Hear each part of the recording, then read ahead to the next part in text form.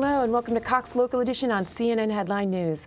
I'm Catherine Falk with Cox Communications. Thank you so much for joining us today. We're so pleased to have the Superintendent of Schools, Jack Dale, with us. Thanks for being here. Thank you.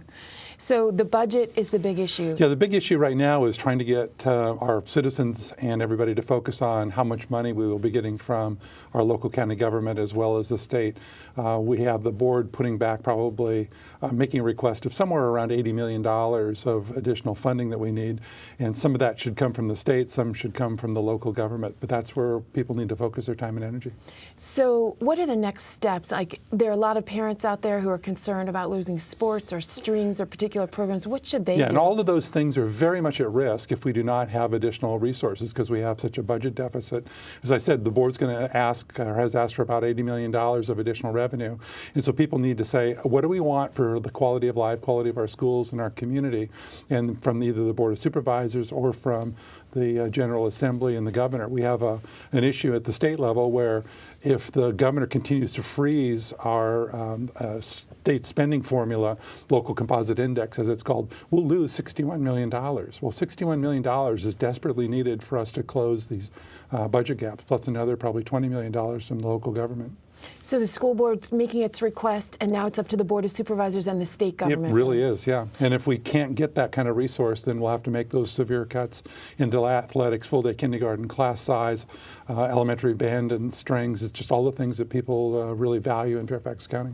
And what about federal stimulus money? Are you getting some of that? Will that help? We aren't sure on that one. Obama's proposing a stimulus package, which we don't know the trickle-down effect for the school system, but we do know that we actually have about $50 million currently in stimulus money that is slated to go away in another fiscal year. So we're looking at about another $50 million cliff, if you will, a year from now.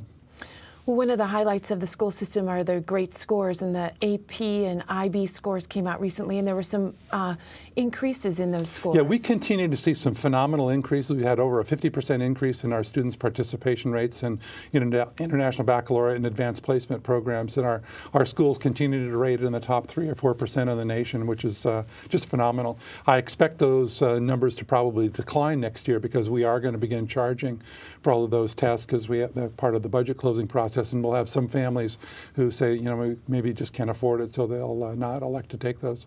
Wow.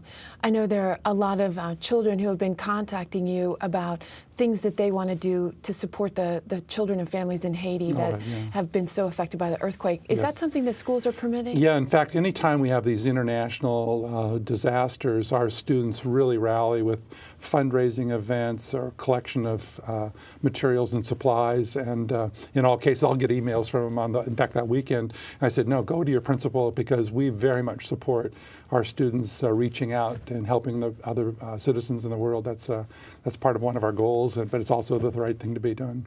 And finally, I think there's a bill that's been introduced in the General Assembly that would allow you to start the beginning date of the school year anytime you wanted instead of setting it at the particular time now. Yeah, right now we have this odd thing in Virginia where we cannot start school until after Labor Day unless you have a whole bunch of previous snow days. And we're trying to get that law changed to allow us to start school earlier so that the end of school more closely corresponds to all of the assessments that we give from International Baccalaureate, Advanced Placement, our SOL test, and all those things. So we're trying to get it changed. Good. Well, good luck to you. And the website for everyone to as always, www.fcps.edu. Great. Jack Dale, thanks for joining us. Thank you.